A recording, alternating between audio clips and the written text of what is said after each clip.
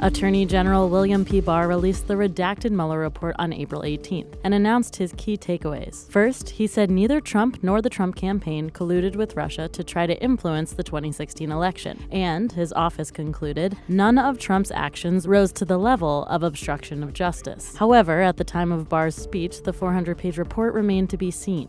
Here is what's in it. While the Mueller team did not find evidence of criminal conspiracy between the Trump campaign and Russia, the report does reveal some previously unknown tidbits of information about the summer and fall of 2016. First, the report says the Trump campaign expected to benefit from Russia's interference activities. And it states definitively for the first time that Trump said this: Russia, if you're listening, I hope you're able to find the 30,000 emails that are missing.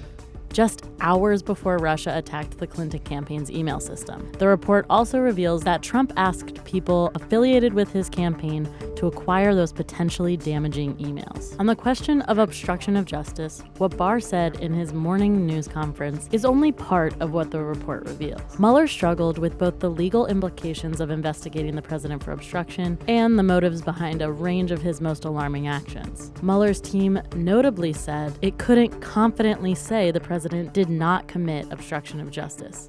And the report reveals that the president didn't fully answer at least 30 questions from Mueller's team. I was asked a series of questions.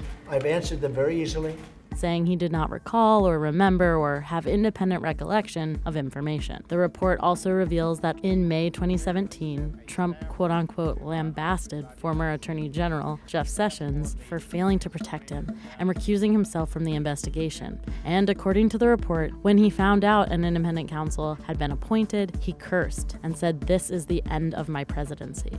Barr says he will allow Congress to request less redacted versions of the report, and that might become a reality. Just minutes after the redacted report dropped, some Democratic lawmakers were unsatisfied.